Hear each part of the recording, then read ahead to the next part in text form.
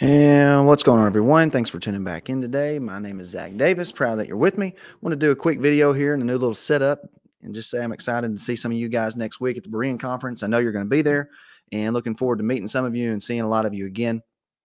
I just want to do some thoughts today on whether or not many would be saved. I was teaching over at a drug rehab this past week and got this question about if only a few people would be saved or if a lot of people were going to be saved or what that really looks like. And if you step back for a second and think about just American Christianity and even worldwide global Christianity, about how many people today profess the name of Jesus, it's in the millions. There are a lot of people that do. How do you harmonize that with some of the text? And specifically, I want to talk about Matthew 7 and Matthew 8. If you're new here, like and subscribe down below. Follow us, support us on patreon.com/Zach Davis. Matthew 7, the narrow way.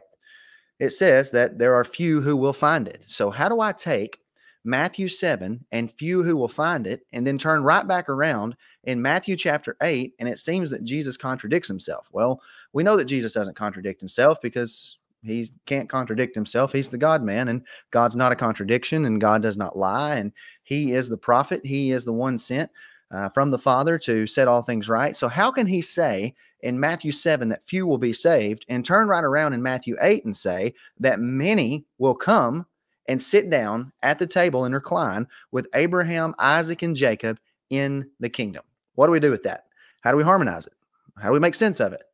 Well, I think if we understand it in its proper context, then these things will fall in place for me and you when we look at the scriptures. And specifically, what I want to point out to you is that there was a Jewish remnant being saved in the first century, that there would be a Jewish remnant saved out of ethnic Israel, out of that old covenant system. Out of that old covenant system, I believe, just my personal opinion, you can do some search on it. I've done a little bit on the 144,000 in this selection. There are people that think the Jew and Gentile both together make up the 144,000.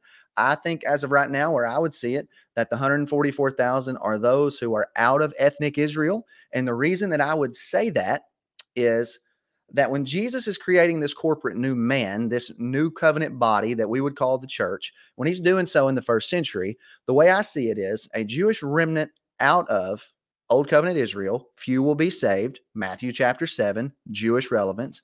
Turn right around in Matthew 8, and you see Gentiles who are outside of the covenant people who are coming in to recline at the table with Abraham, Isaac, and Jacob.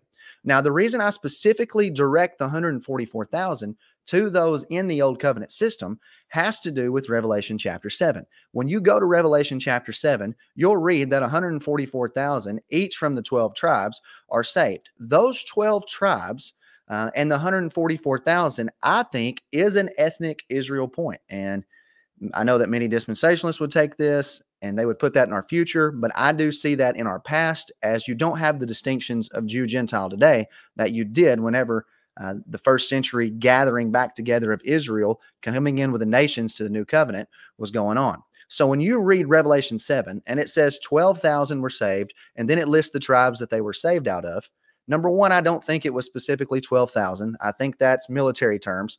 But I do think the reference is that Ezekiel 36 and 37, Israel and Judah were coming back together, mixed in with the nations, with the Gentiles, in this new covenant corporate body man. That's why Paul could say there's neither Jew nor Greek, male nor female, slave nor free in Galatians chapter 3. But if you keep reading in the book of Revelation, what you'll find in Revelation chapter 14 is that these 144,000 are called the first fruits. So when you connect that idea of first fruits and you realize that the book of Revelation has absolutely nothing different in it than what's already been stated in the text, then you can go to James chapter 1 and you read where James is writing to the 12 tribes scattered abroad. And I think that's a reference to ethnically those who are Jewish in the first century. And let me say this, connected to Israel, the 12 tribes of Israel, north and south combined together. So I think James is writing to Israel and Judah, to the covenant 12 tribes. Some people would take James chapter 1, verse 1 to be a reference to Jew and Gentile, the nations outside that he's writing abroad. But I think with James heading up the church in Jerusalem, that there's a Jewish emphasis on who James is writing to. Well, when you get down to James chapter 1, verse 18, James tells us that he is writing to those who are the first fruits. So he calls those the first fruits out of those 12 tribes of Israel. And that connects perfectly with Revelation chapter 7, as it is at the beginning of Revelation 7, 12,000 that are saved out of each tribe. Revelation 14 calls those 144,000 the first fruits. And that's a beautiful harmony that's there. You say, Zach, okay, where does Matthew chapter 8 come into that context? Well, Matthew 8 would be those from the nations who flood in, and that's what the second part of Revelation chapter 7 is about. It says that John looked and he saw the 144,000, but then he turned and he looked a multitude that no one could number from the nations. And I think that's why Jesus would say, many will come from north, south, east, and west and recline at the table in the kingdom. So you've got Israel, they got the band back together, Israel and Judah, along with the nations. Ezekiel 37 predicted that. And that's what we see happening in the first century. You say, okay, Zach, if that was the picture for the first century, then what about today? Well, we no longer have those distinctions today. I don't believe that anyone can look and clearly identify themselves to genealogy. The last genealogy that you see in the New Testament ends with Jesus Christ.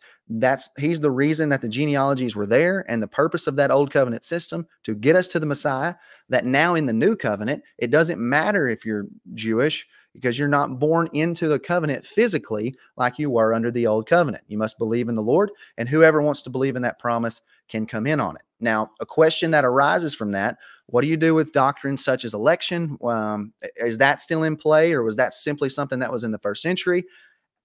I can only tell you where I'm at right now. And where I'm at is, if man is depraved, and I do see that man is separated from God, that man is far off, that man is alienated from God, then I still think, and I don't know how to harmonize otherwise, that God must work in a man's heart. And if that places election still in the picture, then I don't have an issue with that. But at the same time, I still would say, whosoever will may come.